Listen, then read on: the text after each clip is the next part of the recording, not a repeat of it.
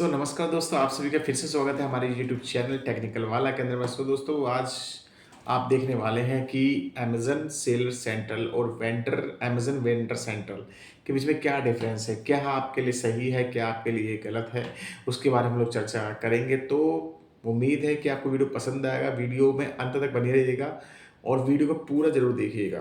चलिए आइए शुरू करते हैं। तो दोस्तों सबसे पहले जानते हैं कि अमेज़न सेलर सेंट्रल क्या है। अमेज़न सेलर सेंट्रल एक मार्केट प्लेस है। बेसिकली आपके पास में इसका कंप्लीट एक्सेस होता है, जहाँ पे आप अपने प्रोडक्ट को डायरेक्ट लिस्ट करके अमेज़न पर सीधा सेल आउट कर सकते हैं। अमेज़न सेलर सेंट्रल में आपके पास में मल्टीपल ऑप्शंस होते हैं एंड बहुत सारी कंट्रोल्स आपके पास में रहते हैं। लगभग सभी तरीके के कंट्रोल्स आपके पास में अमेज़न सेलर सेंट्रल के अंदर रहते हैं।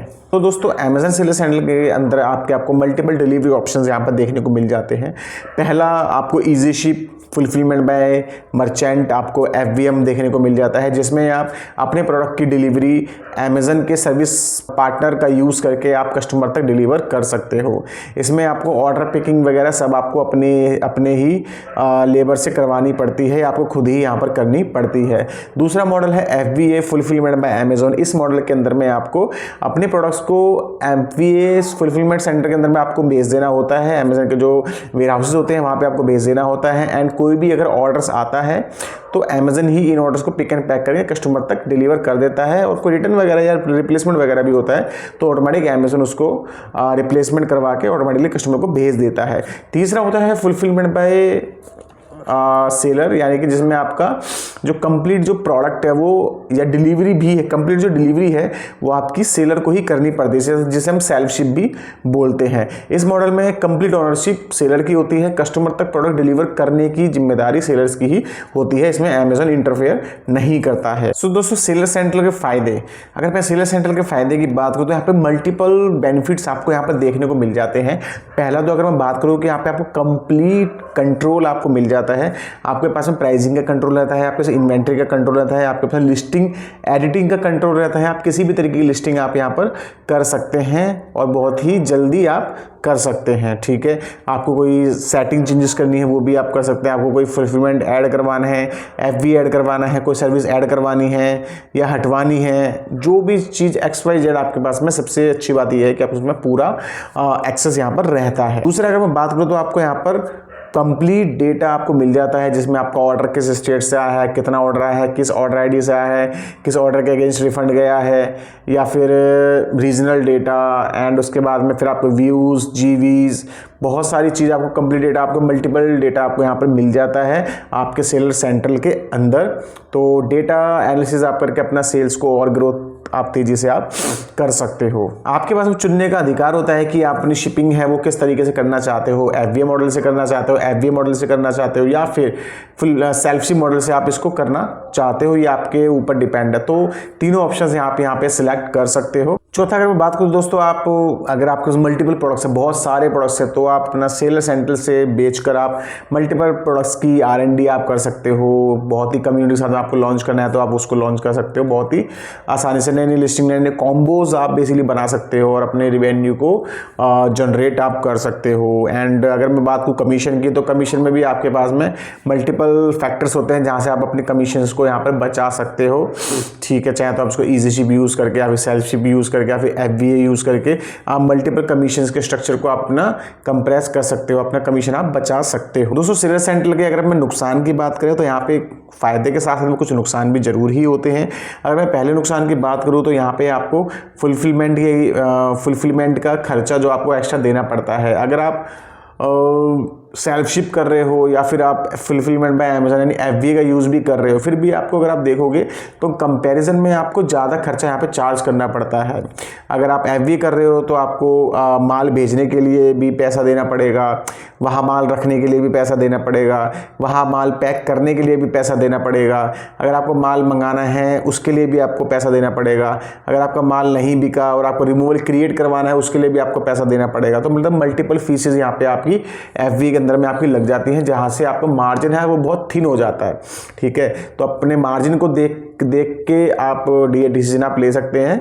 तो थोड़ा सा ये लूजफॉल है, आपको यहाँ पे नुकसान हो सकता है सेलर सेंट्रल के अंदर। अगर आपको मार्केटिंग नहीं आती है तो ये सबसे बड़ा लूजफॉल आपके लिए होने वाला है, क्योंकि मार्केटिंग आपको सेलर सेंट्रल में खुद ही करनी पड़ती है। आपके पास कंप्लीट एक एड सेक्शन दे देते हैं, जिसे एड्स आप चला सकते हैं, SP ads, banner ads, SD ads, video ads, multiple type के एड्स से आप यहाँ पर चला सकते हैं। लेकिन उस कंप्लीट एड्स का जो खर्चा है वो सेलर्स को ही उठाना पड़ता है, अपने ही बजट में का यूटिलाइज उसको करना पड़ता है। तो यहाँ पे आपका एक्सपेंस यहाँ पर भी आपका बढ़ जाता है, आपको मार्केटिंग के लिए पैसा लगाना पड़ता है। सेलर सेंट्रल में आपको हर ऑर्डर पे आपको पैसा देना पड़ता है। मीन आपका मल्टीपल फीस ब्रेकआउट्स होते हैं, जैसे कि आपकी सेलर फीस होगी जिसे हम रेफरल फीस बोलते हैं, ठीक है, क्लोजिंग फीस हो गई, आपकी लॉजिस्टिक्स हो गई, ये सारी 3 से 4 फीस हैं ये आपकी लगती हैं। एंड ये फीस मल्टीपल फीस लगने के बाद में आपको जो मार्जिन है वो बहुत छोटा रह जाता है। जैसे आपका जो लॉस है, थोड़ा लॉस के चांसेस आपके थोड़े से सेलर सेंटर में बढ़ जाते हैं। ये कई बार देखा गया है कि बहुत सारे सेलर्स को रिकन्सिलेशन में बहुत प्रॉब्लम होती है, उन्हें नहीं समझ में आता है कि कैसे रिकन्सिलेशन करना है, कैसे अपना PNL निकालना है, ठीक है। तो आपको सेलर सेंटर में ये अच्छे से सीखना पड़ेगा कि आपको PNL किस तरीके से आपको निकालना है, आपको अपना प्राइसिंग किस तरीके से सेट करना है, क्या मार्जिन करना है, ये आपको जरूर समझना चाहिए अगर आप सेलर सेंट्रल में सेल आउट कर रहे हो। तो दोस्तों ऊपर हमने सेलर सेंट्रल के बारे में जान लिया था कि नॉर्मली आप थर्ड पार्टी की तरह काम करते हो। सेलर सेंट्रल में आपको कंप्लीट एक डैशबोर्ड दे देते हैं एंड आप अपने वेयरहाउस में माल रखते हो, आपके पास में ऑर्डर आता है और अमेजन आपके बीच में रहता है, बेसिकली कस्टमर एंड आपके बीच में अमेजन आपके बीच में रहता है। वही अगर मैं वेंडर सेंट्रल की अगर हम बात करें तो वेंडर सेंट्रल बेसिकली क्या होता है, वेंडर सेंट्रल में आप डायरेक्टली अमेजन से डील करते हो, अमेजन के एक फर्स्ट पार्टी से डील करते हो एंड उसमें क्या होता है कि वो आपसे बल्क में माल परचेज करते हैं, ठीक है। सेल सेंट्रल में क्या हुआ कि आपके पास मल्टीपल फीस स्ट्रक्चर है जो अराउंड 45 के आसपास का कमीशन टोटल बन जाता है। लेकिन आप क्या कर सकते हो, वेंडर सेंट्रल में आप नेगोशिएट कर सकते हो सेंट्रल के साथ में और उसको बहुत ही कम मार्जिन के साथ में भी आप डील कर सकते हो, ठीक है।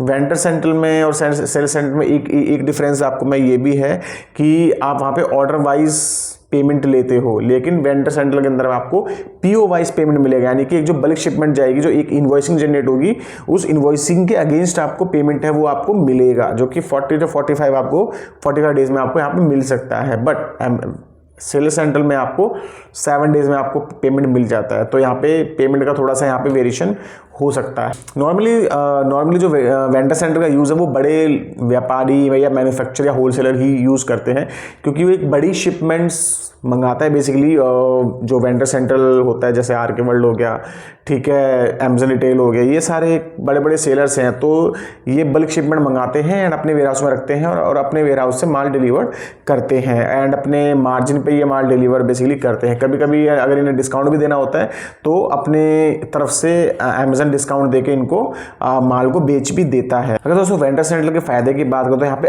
काफ़ी फायदे हैं सेलर्स को यहाँ पे देखने को मिल जाते हैं।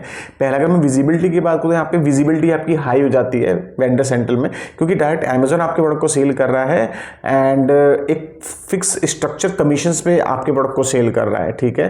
तो और आपसे वो B2B की डील कर रहा है तो वो ज़्यादा से ज़्यादा आपसे प्रॉफिट लेना चाहेगा, तो आपके प्रोडक्ट की विजिबिलिटी भी आपको यहाँ पर ज़्यादा मिल जाती है। दूसरा रीज़न होता है कि भाई जो RK हो गया या फिर क्लाउडटेल हो गया, कोई भी है या जो भी और भी है, कोको ब्लू वगैरह, ये सब बहुत बड़े सेलर्स हैं, इनके पास मल्टीपल करोड़ों का बिजनेस ये टर्नओवर करते हैं, तो इनकी अकाउंट की विजिबिलिटी बहुत हाई होती है। जैसे ही आपके प्रोडक्ट इनके अकाउंट की तरफ से जैसे फुलफिलमेंट बाय RK दिखेंगे या फिर कोको ब्लू दिखेंगे तो इनकी विजिबिलिटी बढ़ जाती है, ठीक है, जिससे आपके प्रोडक्ट बिकने शुरू हो जाते हैं। दूसरा होता है कि भाई विश्वसनीयता। भाई क्या है कि जब अमेजन कोई प्रोडक्ट बेच रहा है, उसकी विजिबिलिटी बढ़ी हुई है, टॉप पेज पे आपका प्रोडक्ट दिख रहा है और किसी ने आपके प्रोडक्ट पे सर्च क्लिक किया तो देखेगा fulfilment bye Amazon and RK world, तो एक ट्रस्ट बन जाता है कि हाँ यहाँ से प्रोडक्ट बहुत अच्छा मिलेगा और ख़राब नहीं मिलेगा, डुप्लीकेट नहीं मिलेगा, तो जिस वजह से आपका CVR यहाँ पे चांसेस बहुत ज़्यादा बढ़ जाते हैं। तो विजिबिलिटी के साथ में आपकी CVR चांसेस बढ़ जाते हैं, जैसे आपकी सेल है वो बहुत ज़्यादा बूस्ट हो जाती है। इनकी तरफ से बहुत सारी आपको यहाँ पे बेनिफिट मिल जाते हैं। AMS में बेनिफिट मिलता है, आपको विजिबिलिटी में बेनिफिट मिलता है, DOTDs में आपको काफ़ी ज़्यादा बेनिफिट मिलता है, तो मल्टीपल बेनिफिट्स आपको मिल जाते हैं।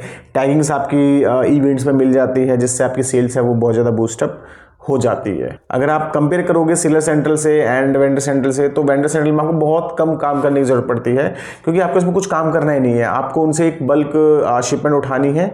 मैं एक बार मॉडल समझा देता हूँ। जैसे क्या हुआ कि मैं आर के वर्ल्ड पे गया, मैंने उनसे एक कमीशन बेस पे काम किया, ठीक है। एंड उसके बाद में कमीशन बेस पे काम करने के बाद में मैंने उनसे बोला कि भाई मेरा 27% कमीशन लोगे, तो वो क्या करेंगे, अब मुझे एक पीओ दे देंगे मेरे 10,000 पीसेस का, ठीक है। सपोज उन्होंने 10 लाख का पीओ दिया, तो उस 10 लाख में से उनका जो इन्वॉइस होगा वो 27% का इन्वॉइस होगा। और सपोज मैंने उन्हें दिया 300 रुपये, तो 300 रुपये पे नॉर्मली वो इन्वॉइस है वो कटेगा, ठीक है। एंड मैं 300 से प्राइस नीचे नहीं कर सकता, अगर नीचे करूंगा तो मेरा डेबिट नोट मेरा बेसिकली आ जाएगा, ठीक है। तो अब क्या हुआ कि मेरा यहाँ से काम खत्म, मैंने बल्क में माल दिया, वहाँ पे डिलीवर कर दिया, मेरा काम यहाँ पे खत्म हो चुका। अमेजन उसको पैक करेगा, पिक करेगा, जो भी करना है वो अपने वेयर हाउस से यहाँ से उसको करता रहेगा। हमें मुझे कोई ज़्यादा टेंशन लेने की जरूरत नहीं है। लेकिन सेलर सेंट्रल में आपको सारा काम खुद ही करना पड़ता है, पिक भी करना पड़ता है, पैक भी करना पड़ता है, रिटर्न आया रिटर्न भी मैनेज करना पड़ता है, एक एक ऑर्डर आईडी की पेमेंट देखनी पड़ती है। तो ये थोड़ा सा यहाँ पे गैप हो जाता है दोनों मॉडल्स के अंदर। दोस्तों ऑब्वियसली जब वेंडर सेंट्रल फायदे हैं तो नुकसान भी तो होने ही होने हैं। तो नुकसान का हम कुछ नुकसान देख लेते हैं कि भाई और क्या क्या नुकसान हो सकते हैं वेंडर सेंट्रल के। सो पहला अगर हम बात, तो सबसे बड़ा नुकसान जो मेरे को लगता है वो है प्राइसिंग का, कि भाई इसमें प्राइसिंग का इशू रहता है। प्राइसिंग का आपके पास बिल्कुल कंट्रोल नहीं रह पाता है, ठीक है। प्राइसिंग का कंट्रोल क्यों नहीं रहता है, क्योंकि सपोज आपने क्या किया, एक आपने रखा कि भाई 27% कमीशन पे काम करेंगे, जिसमें आपका लॉजिस्टिक वगैरह सारा खर्चा उस 27 के अंदर ही आपका आ जाता है, ठीक है। अब आर के क्या करेगा, भाई आपसे बोलेगा कि भाई मेरे को 350 रुपये दे दो, जो कि आपका एक फिक्स्ड एएसपी होगा, ठीक है, एक एवरेज सेलिंग प्राइस होगा। एंड उस एवरेज सेलिंग प्राइस पे बेसिकली वो जीएसटी हटा के और भी जो अपना बेसिक कॉस्ट होगा उस पर अपना कमीशन लगा के वो रखते हैं, ठीक है। अब क्या होगा, आपने जब उस एएसपी पे आपको अगर माइनस करते हो प्राइसिंग को, तो आपको उस पर डेबिट नोट देना पड़ता है, ठीक है। डेबिट नोट देंगे तो मतलब ये है कि आपका जो सेल हो रही है उसमें से, या जो अर्निंग हो रही है उसमें से वो आपको पेमेंट है वो डिडक्ट कर लेगा, ठीक है। अगर आप कैलकुलेशन करेंगे तो आप इससे बहुत अच्छे से निकल सकते हैं। कैलकुलेशन का जो वीडियो मैं आगे बना दूंगा, आप मेरे साथ में इसको फॉलो कर सब्सक्राइब कर लेना है चैनल को, आपको पता लग जाएगा कि जब भी कैलकुलेशन की वीडियोस मैं यहाँ पे डालूंगा, ठीक है, आरके की कैलकुलेशन की। एंड उसके बाद में एक प्रॉब्लम क्या होगा, जैसे मैंने अपने अमेजन पे रखा है 300 रुपये प्राइस, और वही अगर मैं फ्लिपकार्ट पे रख दूंगा 250 रुपये, तो अमेजन क्या करेगा, उस 250 रुपये को मैप कर लेगा अपने अमेजन पे भी, तो दोनों जगह मेरा 250 रुपये प्राइस हो जाएगा। अब यहाँ पे मेरा अगर सपोज मैंने अगर टेलीग्राम डील भी चलाई है मेरी फ्लिपकार्ट पे, मैं लॉस में बेच रहा हूँ, तो मैं यहाँ पे भी मैं लॉस में बेचूंगा, ठीक है। तो ये थोड़ा सा प्रॉब्लम होता है प्राइसिंग का। प्राइसिंग अगर आपको इंस्टेंट चेंज करना है तो इंस्टेंट चेंज नहीं है, आपको 48 आवर्स पहले बताना पड़ता है कि भाई मेरे को प्राइसिंग चेंज करना है या कोई डील चलानी है, तो आपको पहले से ही इन्फॉर्म यहाँ पे करना पड़ता है। तो प्राइसिंग का बहुत ज़्यादा यहाँ पे कंट्रोल नहीं रहता है आपके पास। लॉजिस्टिक, भाई आपको बल्क शिपमेंट भेजनी है, आपको खुद ही अपना ट्रक करना है, खुद वहाँ पे भिजवाना है, तो थोड़ा सा आपके लिए हेडेक होता है, लेकिन ज़्यादा प्रॉब्लम नहीं होती क्योंकि मल्टीपल लॉजिस्टिक कंपनी से जो सारा काम खुद कर देती है, ठीक है। तो भाई लॉजिस्टिक आपको ध्यान रखना पड़ेगा। अगर आप लॉजिस्टिक फेल होती है तो आपके लिए नेगेटिव इंपैक्ट पड़ता है, आपको चार्जबैक भी लग सकते हैं, कुछ पेनल्टीज भी लग सकती है, और हो सकता है कि आपके साथ में वो बिजनेस ही बंद करना पड़ जाए आरके को, ठीक है। तो आप को गाइडलाइन का ध्यान रखना पड़ता है, और लॉजिस्टिक को आपको कंप्लीटली डिलीवर करना पड़ता है माल जब भी आपने अपॉइंटमेंट ली है तब। और जब आपने सारा माल अपने वहाँ पे वेयर हाउस में भेज दिया, अपने आरके के वेयर हाउस में भेज दिया, तो आपके पास में कुछ और ब्रांडिंग का तो ऑप्शन रहा नहीं। अब नॉर्मली अगर मैं सेलर सेंटर से काम कर रहा हूँ तो मैं क्या कर सकता, अपने कुछ कूपन कोड रख देता और अच्छी पैकेजिंग कर सकता था, कुछ ग्रीटिंग नोट्स में रख सकता था, बट आरके में वो मैं नहीं कर सकता, क्योंकि भाई आरके को तो मुझे नॉर्मली प्रोडक्ट भेजना पड़ता है, ठीक है। तो मेरी ब्रांडिंग पे थोड़ा सा कंट्रोल यहाँ पे कम हो जाता है। सो दोस्तों अब अगर मैं यहाँ पे कुछ थोड़े बहुत अंतर बताना चाहूँ तो मैं आपको यहाँ पे बताना चाहूँगा। दोस्तों सेलर सेंटर में आप प्रोडक्ट बिक्री डायरेक्ट अपने यहाँ से करते हो, एज एन थर्ड पार्टी करते हो, बट वेंडर सेंटर से आप अमेजन ही कस्टमर को वो डायरेक्ट प्रोडक्ट सेल करता है। तो एक ये मेजर डिफरेंस यहाँ पे हो जाएगा। सेंटर में अगर आप सेल कर रहे हो तो आपके पास में ब्रांड कंट्रोल, प्राइसिंग, इन्वेंट्री सब कुछ आपके हाथ में है, बट वेंडर सेंटर में आपके पास ना तो प्राइसिंग कंट्रोल रहेगा, ना तो आपके पास में ब्रांड कंट्रोल यहाँ पर रहने वाला है, ठीक है। ऑल ओवर कंट्रोल आप जो रहेगा वो सारा अमेजन का यहाँ पर रहेगा। सेलर सेंटर में आपके पास मल्टीपल ऑप्शंस हैं, लाइटिंग डील्स है, कूपन्स हैं, एड्स हैं, एंड उसके बाद में और भी काफ़ी सारे ऑप्शंस आ गए जहाँ पे आप टारगेटिंग कूपन आप चला सकते हो। बट आरके में आपको ये सब कुछ आपको पहले बताना पड़ता है, एडवांस से बताना पड़ता है, तब जाके ये चीज़ें चल पाती हैं। मतलब थोड़े लिमिटेड ऑप्शंस यहाँ पे हो जाते हैं, तो आपको इस चीज़ को कंसीडर भी आपको करना पड़ेगा। सेलर सेंटर में बेसिकली आपको सब कुछ खुद ही करना है भाई। आपको शिप ऑर्डर है, आपको पैक भी करना है, सब कुछ करना है, आपको डिलीवर करना होता है। बट वेंडर सेंटर में आपको कोई टेंशन लेने की जरूरत ही नहीं है, आपको सारा काम अमेजन ही करेगा। तो अमेजन सेलर सेंटर और वेंडर सेलर सेंटर, आप कहीं पर भी काम कर रहे हो, काम आपको एक बार अंडरस्टैंडिंग से करना पड़ेगा, ठीक है। और इसमें बहुत सारी ऐसी चीज़ें हैं जो आपको नहीं पता होंगी, जिससे आप लॉस कर सकते हो, ठीक है। तो अगर आप चाहते हो कि मैं और डिटेल में वीडियो बनाऊं, चाहे वो सेलर सेंट्रल हो चाहे वो वेंडर सेंट्रल हो, तो मुझे कमेंट में लिख के ज़रूर बताना। मैं आपको बहुत ऐसी अच्छी अच्छी चीज़ें बताऊंगा जिसमें आप अपना नुकसान होने से बचा सकते हो, ठीक है।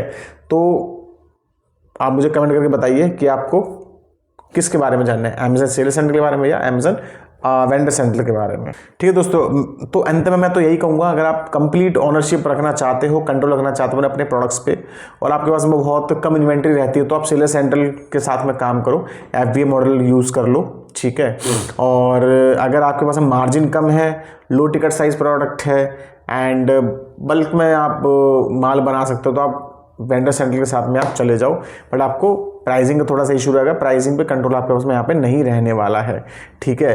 तो वीडियो आपको पसंद आया तो वीडियो को लाइक कीजिएगा, और आप मुझे बताइएगा कि आप सेलर सेंटर यूज़ करते हैं या वेंडर सेंटर यूज़ करते हैं, और लिख कर करिए कमेंट क्या यूज़ करते हैं। मिलते हैं फिर नई नेक्स्ट वीडियो में, तब तक के लिए आप हमें दीजिए इजाज़त, तब तक के लिए नमस्कार।